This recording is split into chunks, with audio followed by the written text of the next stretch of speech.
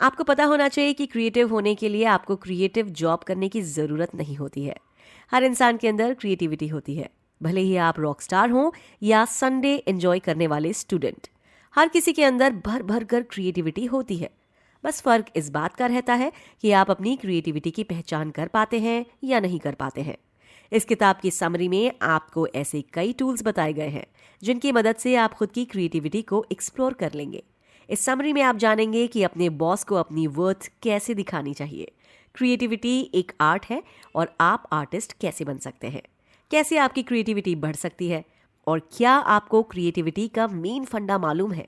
तो चलिए शुरू करते हैं। क्रिएटिविटी एक ऐसी स्किल है जिसकी वैल्यू बहुत अधिक है। धीरे धीरे इसकी ज़रूरत अब हर एक फील्ड में पड़ने लगी है।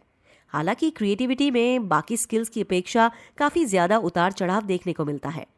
यही वजह है कि जब एम्प्लॉयर एम्प्लॉयज से क्रिएटिव गुड्स की उम्मीद करता है तब वो प्रेशर में आकर डिलीवर नहीं कर पाते हैं। अगर आप अपने बॉस को ये दिखाना चाहते हैं कि आप कंपनी के लिए क्रिएटिव एसेट हैं, उसके लिए आपको हेल्दी, दिमागदार और प्रोलिफिक होना पड़ेगा। दुख की बात यह है कि हम लोगों में से ज्यादातर लोग इनमें से किसी न किसी एक डिपार्टमेंट में कमजोर रहते हैं, जिसकी वजह से हमारा काम खराब हो जाता है। ऐसा हो सकता है कि आप ब्रिलियंट हों, लेकिन काम के प्रति आपका रवैया अनहेल्दी है, जिसकी वजह से आप आम कर्मचारी की तरह ही रहेंगे। इसके अलावा ये भी हो सकता है कि आप हेल्दी और ब्रिलियंट होंगे, लेकिन आपके अंदर प्रोलिफिक क्वालिटी नहीं होगी, जिसकी वजह से आपके साथ कोई भी काम नहीं करना चाहेगा। इसके अलावा दूसरा सिनेरियो भी रहेगा तो भी रिजल्ट यही रहने वाला है। इसी के साथ साथ मॉडर्न वर्क प्लेस में एक और प्रेशर होता है। वो ये है कि आपको क्रिएटिव और इनोवेटिव के साथ डेडलाइन को भी पूरा करना पड़ेगा। इस एक्सपेक्टेशन से ये पता चलता है कि कंपनियों को रिजल्ट से मतलब होता है। आज के दौर में कंपनियां भी क्रिएटिव प्रोसेस के बजाय रिजल्ट के ऊपर ध्यान देती हैं। ये ठीक वैसा ही है जैसे आप बड़ा स्टेप लेने से डरते हैं। आप चाहते हैं कि बिना रिस्क लिए ही आपका काम हो जाए, लेकिन याद रखना चाहिए कि रिस्क में ही इश्क है। इसी तरह क्रिएटिविटी में भी पर्सनालिटी डेवलपमेंट के भी गुण छुपे हुए हैं। इसी के साथ ये भी देखा जाता है कि कंपनियों को प्रिडिक्टेबल रिजल्ट के ऊपर ज्यादा भरोसा रहता है। वो क्रिएटिविटी के लिए स्कोप ही नहीं छोड़ती हैं, जिसकी वजह से एम्प्लॉयज के पास भी ग्रोथ का कोई रास्ता नहीं बचता है। क्रिएटिविटी के लिए इनोवेटिव आइडियाज की जरूरत होती है। इसके लिए उसकी वेव भी सामान्य नहीं रहती है, जिससे कंपनियों को रिस्क का डर रहता है। कई कंपनियां क्रिएटिव डिसीजन मेकर्स को वैम्प के नाम से भी बुलाती हैं। इसके पीछे की वजह यह है कि क्रिएटिव माइंड सभी से अलग नजर आते हैं। उन्हें रिस्क लेने में डर नहीं लगता है, जिसकी वजह से कंपनी की सेहत भी खराब हो सकती है। इसलिए लेखक कहते हैं कि आज के दौर के वर्कप्लेस के माहौल से क्रिएटिविटी को बहुत नुकसान हो सकता है। ये कहना गलत नहीं होगा कि इसी माहौल की वजह से लोगों के अंदर की नेचुरल क्रिएटिविटी भी खत्म होती जा रही है। क्या आपको क्रिएटिविटी किलर्स के बारे में कुछ भी पता है? अधिकांश हमें पता ही नहीं चलता है कि हमारी क्रिएटिविटी कब खत्म होने लगती है। हमें क्रिएटिविटी के दुश्मन के बारे में भी नहीं मालूम है। इसलिए लेखक कहते हैं कि हमें वार्निंग साइन के बारे में मालूम ही होना चाहिए। इस पहलू से हमारी काफ़ी मदद हो सकती है। क्या अपनी क्रिएटिविटी के लिए आप कुछ एफर्ट्स लेने को तैयार हैं? तो फिर आपको क्रिएटिविटी के दुश्मनों के बारे में भी पता होना चाहिए। पहला पहलू जिससे हमें सावधान रहना चाहिए वो है कि हमें मतभेद और बुरी संगत से बचना चाहिए। इसको आप इस एग्जाम्पल से समझ सकते हैं। लेखक को एक समय डिजाइन फर्म के साथ काम करने का मौका मिला था। तब उन्होंने देखा था कि क्रिएटिविटी लीडर और डिजाइनर के बीच में मतभेद रहता है, जिसकी वजह से क्लाइंट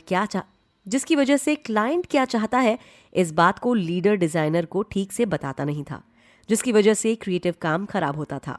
इसलिए कहा जाता है कि मतभेद से क्रिएटिविटी खराब होती है। क्रिएटिविटी का दूसरा दुश्मन डर होता है। ये ज्यादातर तब आता है जब हम किसी भी आइडिया के आउटकम के बारे में सोचने लगते हैं। इसको आप इस उदाहरण से समझ सकते हैं कि कुछ लोगों से कहा गया कि उन्हें एक फ्लोर में 20 फीट तक चलते हुए जाना है। क्या वो कर सकते हैं?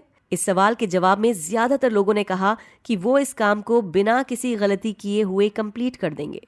इसी के बाद उनसे कहा गया कि उन्हें उसी फ्लोर में 20 फीट दूर तक चलते हुए जाना है, लेकिन वो फ्लोर 2 बिल्डिंग्स के बीच में होगी। साथ ही साथ वो फ्लोर जमीन से भी कुछ ऊपर रहेगा। इतना कहने के बाद ही ज्यादातर लोगों का जवाब बदल चुका था। ज्यादातर लोगों का मानना था कि वो इस टास्क को नहीं कर सकते हैं।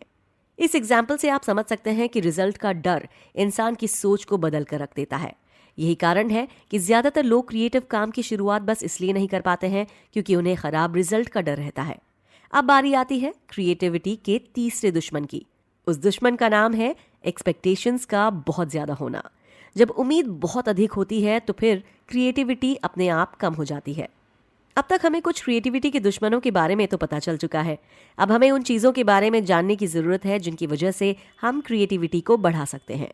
क्रिएटिविटी से जुड़े रहने का बेस्ट तरीका है कि हम हमेशा फ्रेश रहने की कोशिश करें। क्रिएटिविटी को बढ़ाने में कई फैक्टर्स मदद करते हैं।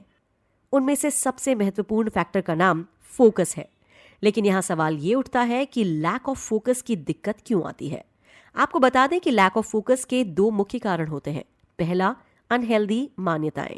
दूसरा, पिंग। इस बारे में न्यूरो साइंटिस्ट जेफ हॉकिंस भी कुछ कहते हैं। वो कहते हैं कि अनहेल्दी उम्मीदों का जन्म इसीलिए होता है क्योंकि हमारा दिमाग बहुत ज्यादा ओवर थिंकिंग करने लगता है। हमें इस बात का पता होना चाहिए कि हमारे दिमाग को पास्ट एक्सपीरियंसेस याद रहते हैं। ये उन्हीं एक्सपीरियंसेस के हिसाब से कहानियां बनाता रहता है कि आगे क्या होने वाला है। उसी प्रोसेस से अनहेल्दी उम्मीदों का जन्म होता है। आपको बता दें कि कई बार इस तरह के कयास हेल्पफुल साबित होते हैं, लेकिन ज्यादातर ये आपको गलत दिशा में ले जाते हैं। उदाहरण के लिए लेखक आपको बताना चाहते हैं कि एक बार उन्हें उनके ऑफिस के अंदर एक स्पाइडर मिला था। ये स्पाइडर उन्हें सुबह के समय मिला था। इसके बाद उनके दिमाग में ख्याल आया कि यहाँ और भी ज्यादा स्पाइडर्स हो सकते हैं, जिसके लिए वो हर सुबह स्पाइडर्स की तलाश करते थे। एक साल के बाद उन्होंने अंदाजा लगाया कि इसके चक्कर में उन्होंने कई घंटे बर्बाद कर दिए हैं। अब दूसरे फैक्टर की बारी आती है। इस फैक्टर की वजह से भी आपका फोकस लूज होता है। इस फैक्टर को पिंग कहते हैं। ये सडन इमोशनल बर्नआउट होता है, जिसकी वजह से आपका फोकस खराब हो जाता है। इन दोनों फैक्टर्स से डील करने के लिए आप कुछ तकनीक के ऊपर काम कर सकते हैं। Define, refine your work, cluster your work. इन 3 तकनीक की मदद से आप दोनों फैक्टर्स से डील कर सकते हैं। डिफाइन योर वर्क के लेखक सलाह देते हैं कि आपको खुद के काम के सामने आने वाले चैलेंजेस के लिए तैयार रहना चाहिए। आपका इसके लिए माइंडसेट क्लियर रहना चाहिए कि आपके सामने 6 तरह के चैलेंजेस आ सकते हैं। आपको अपने दिमाग को डिफाइन करके रखना है कि ये चैलेंजेस किसी भी तरह के हो सकते हैं। इसके रिफाइन योर वर्क का मतलब है कि आपको अपने लिए 3 मुख्य कार्य का चुनाव करना है। आपको पता होना चाहिए कि आपके काम में वो 3 जगह कौन सी हैं जिन्हें अभी देखभाल की सख्त जरूरत है। इससे आपको फोकस बेहतर करने में मदद मिलेगी। फाइनल स्टेप का नाम क्लस्टर योर वर्क। इसकी मदद से आप अपने काम को सही ढंग से अरेंज कर सकते हैं। आपके पास एक प्रॉपर टाइम टेबल होना चाहिए, जिसकी मदद से आपको पता चलेगा कि किस काम को कितना समय देना है। ऐसा हो सकता है कि आपको क्रिएटिव वर्क अकेले ही करना पड़े, इसलिए हमेशा खुद को इंस्पायर करते रहिए। ऐसा देखा गया है कि क्रिएटिव लोग काफी इंट्रोवर्ट होते हैं। ऐसा भी होता है कि वो अपना काम अकेले ही करते हैं, लेकिन इसका मतलब ये कतई नहीं है कि क्रिएटिव लोगों को दूसरों के साथ रहने में अच्छा नहीं लगता है। आपको पता होना चाहिए कि बहुत ज्यादा वक्त अकेले रहने से आपके अंदर फ्रस्ट्रेशन आ सकता है, जिसका बुरा असर आपकी क्रिएटिविटी पर भी पड़ सकता है। इसीलिए इसको काउंटर करने के लिए आपको बेहतर रिश्ते बनाने आना चाहिए। ऑथर स्टीवन जॉनसन कहते हैं कि बेस्ट आइडिया का जन्म ही तब होता है जब कई लोग मिलकर बातें करते हैं। जितने ज्यादा दिमाग एक साथ मिलते हैं, उतने ही ज्यादा क्रिएटिव आइडियाज का जन्म होता है। मजबूत रिलेशनशिप के लिए कुछ स्ट्रैटेजीज जरूरी होती हैं। उन स्ट्रैटेजीज का नाम है start a circle, head to head, core team. सबसे पहला स्टेप है कि आपको लोगों से मिलने की शुरुआत करनी चाहिए। इससे आपके सर्कल की भी शुरुआत होगी। यहीं से क्रिएटिविटी का भी जन्म होता है। दूसरा स्टेप है कि क्रिएटिव लोगों से 1 to 1 मिलने की भी कोशिश करिएगा कि अपने ही फील्ड के लोगों के साथ मुलाकात होती रहे। इससे आपको पता चलता रहेगा कि दूसरे लोग कितना दिमाग दौड़ा रहे हैं। फाइनल स्टेप ये है कि अपनी एक कोर टीम बनाइए। इस टीम में क्रिएटिव लोग एक दूसरे की मदद कर सकें। इस टीम से आपको कई अच्छे रिलेशनशिप्स भी मिलेंगे। इन बताई गई स्ट्रैटेजी से आपको नेटवर्क बनाने में काफी ज्यादा मदद मिलने वाली है। इस लिस्ट में अगला नंबर एनर्जी का आने वाला है, जिसको हम आने वाले चैप्टर्स में पढ़ेंगे और सुनेंगे। आपको मालूम है कि फ्रेश रहना बहुत जरूरी है। इसके लिए आप एनर्जी जैसे महत्वपूर्ण फैक्टर को नहीं भूल सकते हैं। फ्रेश रहने के लिए जरूरी है कि आप अपनी एनर्जीज को अच्छे से मैनेज करना सीखते रहें। आपको बता दें कि दिमाग शरीर के वजन का बस 2% होता है, लेकिन ये 20% एनर्जी कंज्यूम करता है। इसलिए अगर हम थके रहेंगे, हमारी एनर्जीज कम रहेंगी, तो फिर हमारी क्रिएटिविटी भी कम हो जाएगी। ऑथर टोनी श्वार्ट्ज कहते हैं कि अगर हम अपनी एनर्जी को मैनेज नहीं करेंगे तो फिर उसका बुरा असर हमारे काम में देखने को मिलेगा। इसीलिए हमें अपने फोकस और रेस्ट के बीच में संतुलन बनाकर रखना चाहिए। एनर्जीज को मैनेज करने से पहले आपको अपनी पूरी लाइफ को मैनेज करना होगा। इस काम में टाइम लगता है, लेकिन इस टारगेट को आप स्ट्रैटेजी के साथ अचीव कर सकते हैं। इसके लिए आपको टाइम का एक चार्ट तैयार करना होगा, जिसके लिए आप वीकली, मंथली और ईयर वाइज स्केड्यूल बना सकते हैं। वीकली चार्ट में आपको ध्यान रखना है कि आप दिन में कितना समय अपने फोन को देते हैं। आपको पता होना चाहिए कि कितनी देर आप फोन पर बात करते हैं। प्रोफेशनल और पर्सनल लाइफ में संतुलन कैसा है। मंथली चार्ट में आपको ध्यान रखना है कि किस एरिया में फोकस करने की जरूरत है। सालाना चार्ट में आपको ओवरऑल लाइफ के ऊपर ध्यान देना है। हो सके तो खुद की लाइफ की एक रिपोर्ट भी तैयार करिएगा।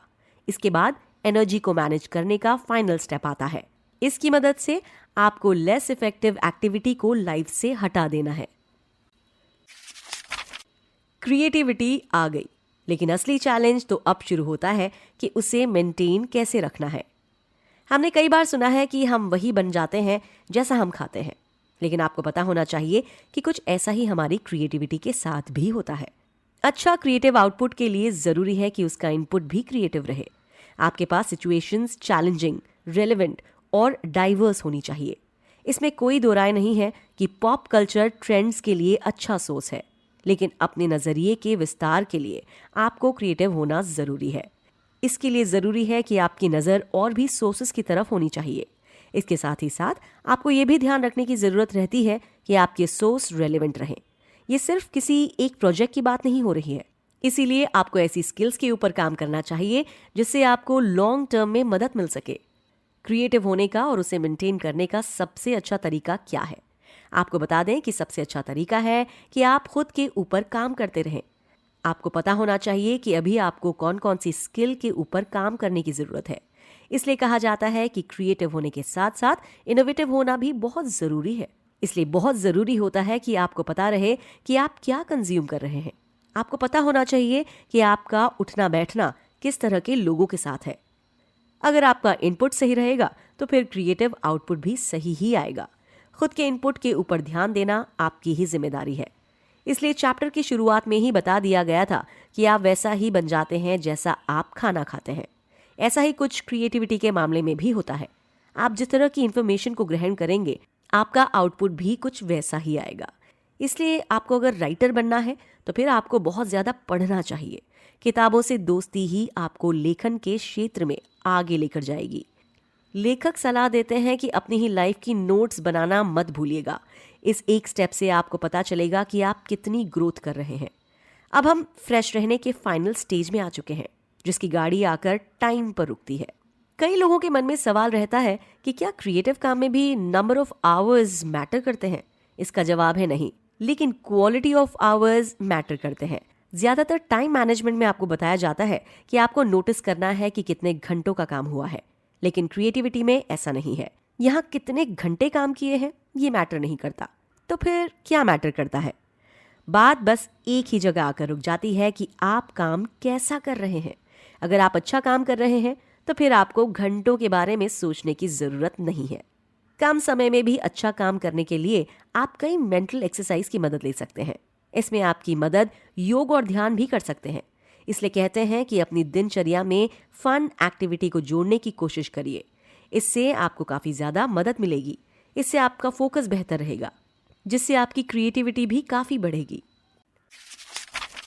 कुल मिलाकर इस किताब में बताई गई स्ट्रैटेजीज को अपनी लाइफ में प्रैक्टिस करने की कोशिश करिए। याद रखिए, क्रिएटिविटी के लिए सबसे जरूरी है कि आपका दिमाग फ्रेश रहना चाहिए। इसलिए हमेशा खुश रहने की भी कोशिश करिएगा। क्या करें? आपको बता दें कि हर इंसान क्रिएटिव होता है। बस पूरा खेल इसी बात का है कि आप अपनी क्रिएटिविटी की पहचान कर पाते हैं कि नहीं कर पाते हैं। इसलिए बेहतर खिलाड़ी बनने के लिए जरूरी है कि आपको खेल के नियम के बारे में पता होना चाहिए।